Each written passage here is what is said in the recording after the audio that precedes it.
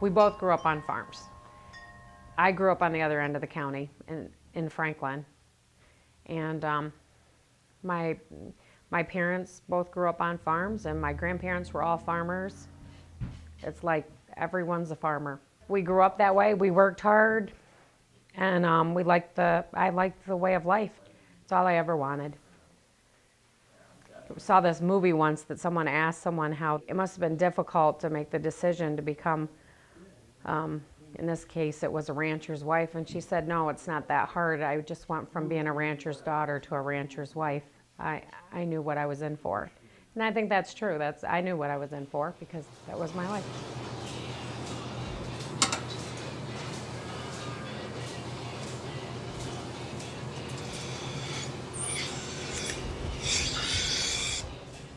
A lot of farms, especially our size, you find a unique situation or something unique that makes it so that they've been able to be successful. For us, it was the fact that we could share labor resources to get things done at times.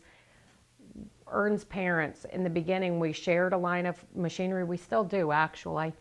And then also it's wonderful to live in a community where, you know, we have farm neighbors and you watch out for each other. All my life, I just loved the farm. When I got out of high school, I stayed right home on the farm, and then I took a milk route besides. And those days, they shipped milk in cans. And I was born over in the Pepacan Reservoir area. That's where I grew up until I was 20 years old, and then we had to leave. See, in other words, when they built the reservoir, they pushed the people out.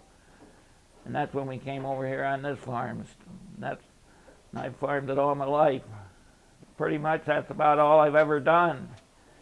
I guess I like being outdoors. I like being my own boss, and I like the work. A lot of hard work, but I came from a family of hard workers. They came from the old country, and that's all we ever knew. You know, this was a 7-day-a-week thing, though. Actually, 24 hours a day. When you go to bed at night, you still sleep with things in the back of your mind that might happen, that you might find when you get up in the morning.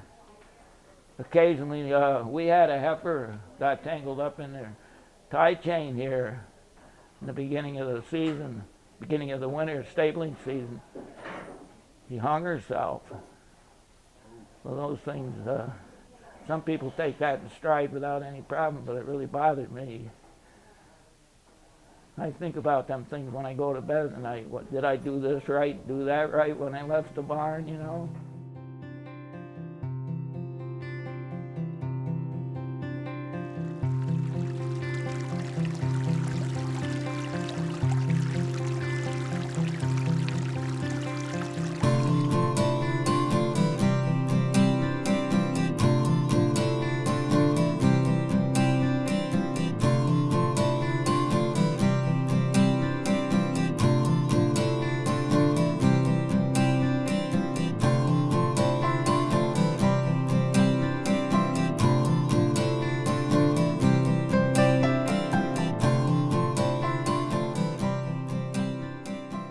I grew up here on the farm with my extended family, my mom and my dad, my Uncle Russell and my grandfather.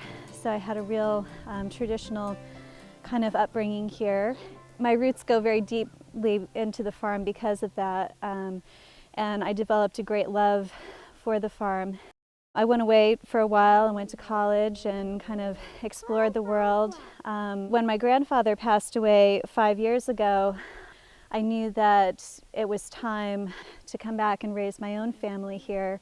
It was very important to me to continue the tradition of the farm. It's a different life, there's no doubt about that. It's, you know, you just can't all of a sudden say, well, I'm picking up and, you know, we're gonna go on vacation this weekend or take the weekend off, or, you know, you always gotta, you know, you gotta make plans quite a ways ahead if you're gonna do something like that, because, you know, you don't come home on a Friday night after a week's worth of work and say, well, I'm gonna kick back this weekend and take it easy. It doesn't happen, it's a 7-day job, 7-day-a-week job, and long days, especially in the summer when you're doing crops. So you better have a woman beside you that understands that, or you're gonna be in for a long, tough road. We both were committed. It was like I was as committed or even more than what he was.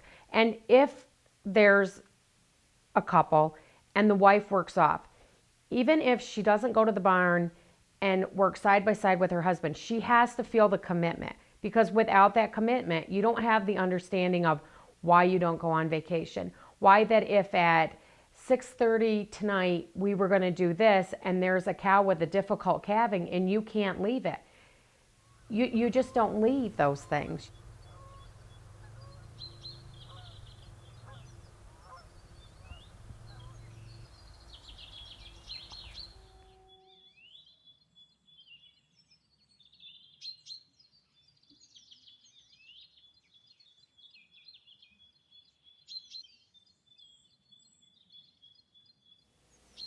I don't go to the barn in the morning because I go off the farm to work. I'm a nurse.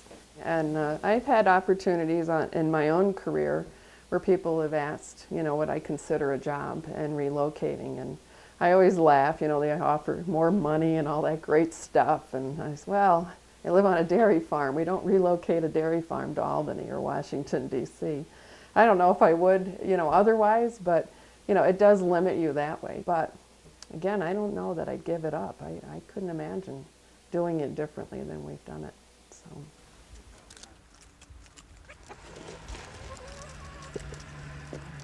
Piece for you. When I get home, I usually get in and I will go down to the farm and help with just little things. I check on our chickens and pick up eggs and just simple things like that. And if our son's not home, then I'll help with pushing feed in, running manure out, just getting the grain barrels ready to go, maybe washing up the milk house afterwards. And hopefully somewhere between work and that, I've made some supper so we can have something warm to eat when we get home. It's unusual to get in the house before 7:30 at night, so I basically leave the house about 7 and get home 7:30, 7:45 at night.